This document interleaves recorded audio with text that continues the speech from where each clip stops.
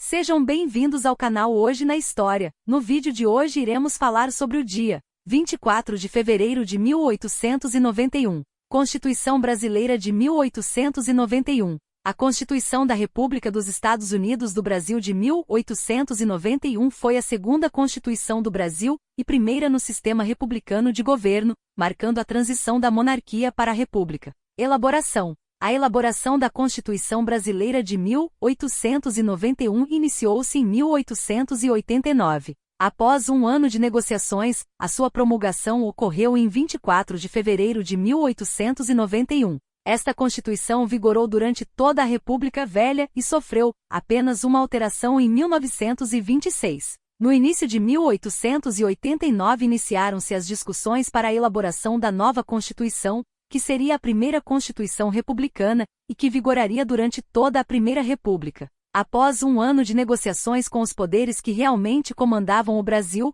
a promulgação da Constituição Brasileira de 1891 aconteceu em 24 de fevereiro de 1891. Os principais autores da Constituição da Primeira República foram Prudente de Moraes e Rui Barbosa. A Constituição de 1891 foi fortemente inspirada na Constituição da República Argentina, na Constituição dos Estados Unidos da América e na Constituição Federal da Suíça, fortemente descentralizadora dos poderes, dando grande autonomia aos municípios e às antigas províncias, que passaram a ser chamadas de estados, cujos chefes do poder executivo eram os presidentes de Estado. Foi inspirada no modelo federalista estadunidense, permitindo que se organizassem de acordo com seus peculiares interesses, desde que não contradissessem a Constituição. Exemplo: a Constituição do Estado do Rio Grande do Sul permitia a reeleição do presidente do Estado. Consagrou a existência de apenas 3 poderes independentes entre si: o Executivo, o Legislativo e o Judiciário.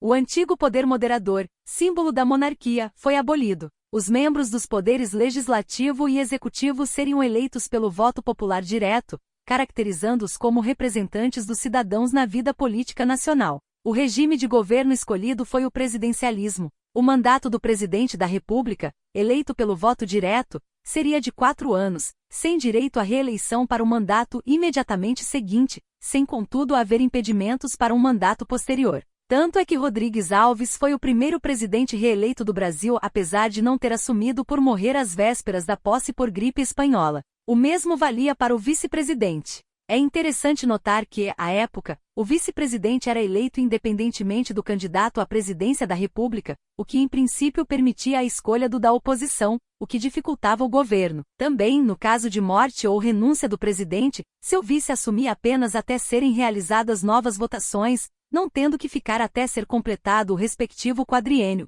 como ocorre atualmente. Claro que isso deu margem a alguns vice-presidentes, como Delfim Moreira, para prolongarem seus mandatos, dificultando a promoção de novas eleições presidenciais. Por fim, as eleições para presidente e vice ocorriam no último ano do mandato presidencial, em 1º de março, sendo os eleitos empossados em 15 de novembro. Quanto às regras eleitorais, determinou-se que o voto no Brasil continuaria, a descoberto, não secreto. A assinatura da cédula pelo eleitor tornou-se obrigatória e universal. Por universal, entenda-se o fim do voto censitário, que definia o eleitor por sua renda, pois ainda se mantiveram excluídos do direito ao voto os analfabetos, os praças de pré, os religiosos sujeitos à obediência eclesiástica e os mendigos. Além disso, reservou-se ao Congresso Nacional a regulamentação do sistema para as eleições de cargos políticos federais, e às assembleias estaduais a regulamentação para as eleições estaduais e municipais, o que mudaria apenas a partir da Constituição de 1934, com a criação da Justiça Eleitoral.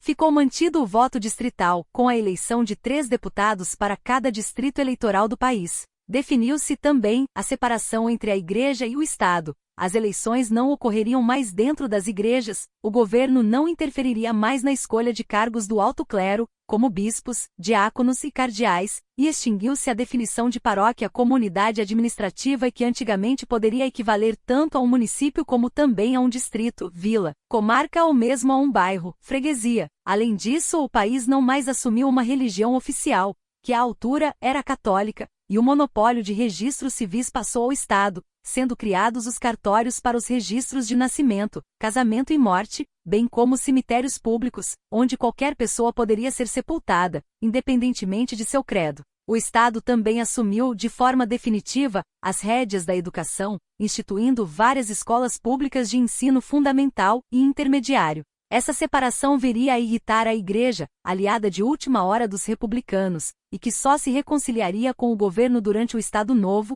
bem como ajudaria a incitar uma série de revoltas, como a Guerra de Canudos. Por fim, extinguiam-se os fóruns de nobreza, bem como os brasões particulares, não se reconhecendo privilégio aristocrático algum. É certo que alguns poucos, geralmente os mais influentes entre os republicanos, mantiveram seus títulos nobiliárquicos e brasões mesmo em plena república, como o Barão de Rio Branco, mas isso mais por respeito e cortesia. Há que se ressaltar que, pela nova Constituição, o brasileiro que aceitasse alguma titulação estrangeira que contradissesse os preceitos republicanos da Carta de 1891, sem autorização expressa do Congresso, perderia seus direitos políticos. Também, as antigas ordens honoríficas imperiais que ainda remanesciam, a Imperial Ordem do Cruzeiro e da Imperial Ordem de Avis, foram oficialmente extintas, sendo posteriormente substituídas pelas Ordens Nacional do Cruzeiro do Sul e do Mérito Militar que mantiveram muitas das características de suas antecessoras. Essa continuidade simbólica também se fez notar no Pavilhão Nacional e no hino,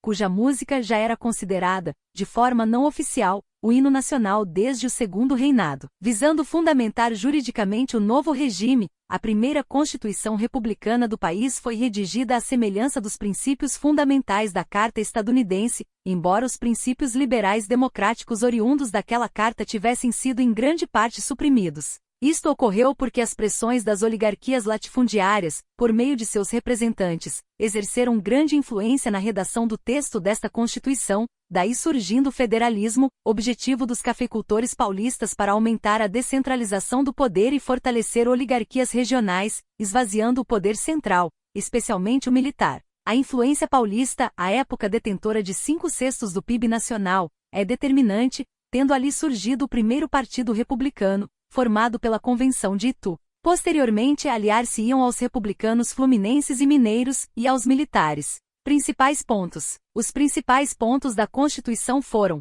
primeiro, a abolição das instituições monárquicas; segundo, os senadores deixaram de ter cargo vitalício; terceiro, sistema de governo presidencialista; quarto, o presidente da República passou a ser o chefe do poder executivo; quinto, as eleições passaram a ser pelo voto direto, mas continuou a ser descoberto, não secreto. Sexto, os mandatos tinham duração de 4 anos para o presidente, 9 anos para senadores e 3 anos para deputados federais. Sétimo, não haveria reeleição de presidente e vice para o mandato imediatamente seguinte, não havendo impedimentos para um posterior a esse. Oitavo, os candidatos a voto efetivo seriam escolhidos por homens maiores de 21 anos, à exceção de analfabetos, mendigos das praças, soldados, mulheres, religiosos sujeitos ao voto de obediência. Nono, ao Congresso Nacional cabia o poder legislativo, composto pelo Senado e pela Câmara de Deputados. Décimo, as províncias passaram a ser denominadas estados, com maior autonomia dentro da federação. 11º, os estados da federação passaram a ter suas constituições hierarquicamente organizadas em relação à Constituição Federal. 12º, a Igreja Católica foi desmembrada do Estado brasileiro, deixando de ser a religião oficial do país. Além disso, consagrava-se a liberdade de associação e de reunião sem armas, assegurava-se aos acusados o mais amplo direito de defesa, aboliam-se as penas de galés, banimento judicial e de morte, instituía-se o habeas corpus e as garantias de magistratura aos juízes federais, vitaliciedade, inamovibilidade e irredutibilidade dos vencimentos. Primeiro consagrado artigo especial. Artigo 3º, passando para a União a propriedade de uma área de 14.400 km² destinada à futura transferência da capital do Brasil para o Planalto Central. Segundo, quanto à classificação: promulgada, rígida, codificada, escrita, material e sintética. Gostou do vídeo? Na descrição você encontrará o link do blog com o artigo completo. Dê um incentivo se inscrevendo no canal, curtindo, comentando e compartilhando com seus amigos. Abraços. Até o próximo!